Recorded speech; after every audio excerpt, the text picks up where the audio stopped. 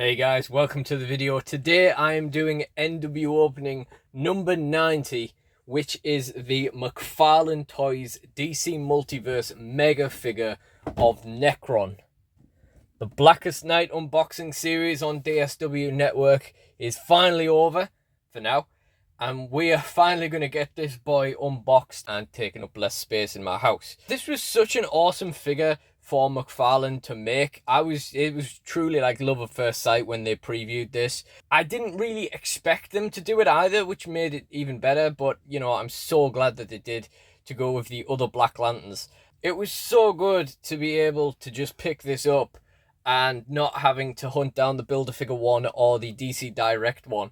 So happy that I could just buy it outright instead. And as soon as the pre-orders came out, I had this on pre-order, and then he's sat there in the box ever since, you know, almost going on for 3 years later. I actually ordered this from Comics and Cocktails. It's a pretty cool website I discovered at the time.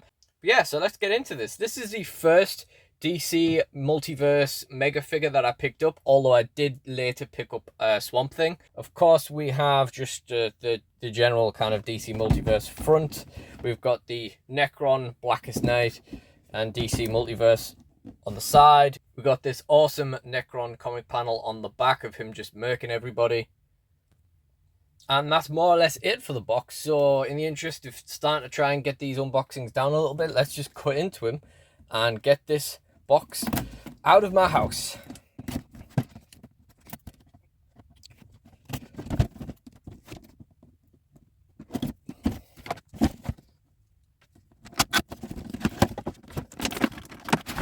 It's hard to kind of palm the box, it's so big.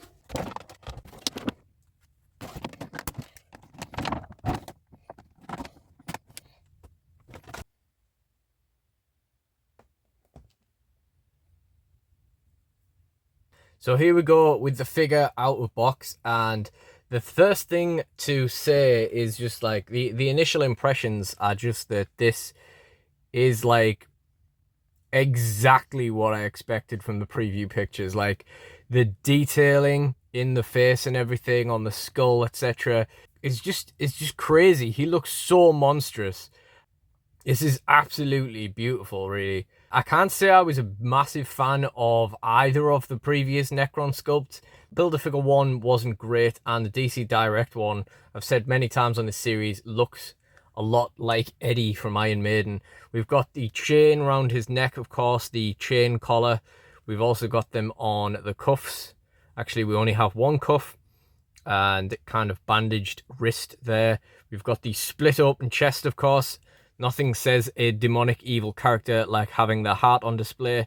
And we've got this awesome kind of robe just kind of dangled around him. This is kind of soft plastic. It just kind of draped around him. It's not removable, but it does move on him. Like, you know, it kind of breathes.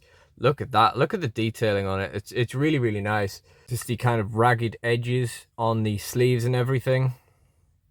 You can see his exposed spine there and this huge kind of hood hanging down. We can see a little double jointed elbow action hiding there. That's a loose elbow though. That's a bit of a bummer. But, you know, we got the wrapped cloth or whatever under the cuff as well, as you can see from on this side. We've got this standard Nekron kind of belt. And the hood comes down so far, like I can't get it out of my hands. And then, of course, we have these kind of standard Nekron bottoms as well. Kind of the weirdest part of his design, really, because there's just nothing like evil about them. Like, you know, if you've got the cloak around, then of course you've got the ripped bottoms of the cloak, etc. But if you're looking at it like this, there's just nothing evil about that at all. So the accessories that this comes with are one enormous scythe, which you can see here. Again, really, really cool. You can't have Nekron without it. In terms of scale, it is just slightly shorter than he is. I think it's going to have to go in that hand. I'm not all that convinced that this hand actually opens, though. Yeah, it does. There's a little bit of a negotiation. You can see he has these pointy nails as well. I'm slightly concerned about accidentally snapping off, opening his hand. You can see there's one pointing right into his palm on that hand as well. I'm just going to put it in this hand for now. Just put it loose in that one hand. It's not working so great. I'm just going to put it down on the floor for now. And of course we have the usual DC Multiverse backing, and of course the Nekron card in there as well, which I'm not going to bother getting out right now. I'm also not going to bother getting this stand out, but I do like to laugh at how pathetic these stands are, and the idea of these stands, which can barely hold a regular sized McFarlane Toys figure, being able to hold a mega figure like Nekron is absolutely laughable. I think that's incredibly funny. So yeah, I don't really plan to use this guy for any stop motion work, at least not for the near future, but it's always worth checking the factory quality of the joints, etc. That shoulder, oh, it does move. It's a bit stiff, but it does move. We've got the arm out, the double jointed elbows, and of course the ball joint on the wrist.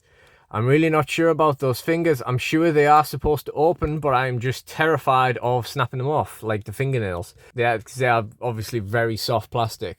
The other shoulder goes out, and as we established earlier, that elbow is quite loose. That's one of the worst elbows I've seen in a while, actually. And then, of course, the wrist joint. There isn't anything in terms of torso articulation. In case you're wondering, from this huge waistband covering his cloak and his waist, and the fact that where his ab crunch would be, he has nothing. But yeah, he doesn't have those bits. And then we have leg forward. We do have leg out, but it's very restricted by the cloak. And then, of course, the double jointed knees, the ball joint on the boot, and the toe joint as well on both legs. I don't know. I didn't walk into this unboxing expecting to say anything bad about this figure. I absolutely adore this figure. I think it's absolutely beautiful. We'll see if we can actually get him to hold the scythe for a second while we do this part. That'll do for now, right? I mean, it would if he was standing up straight. That would be great.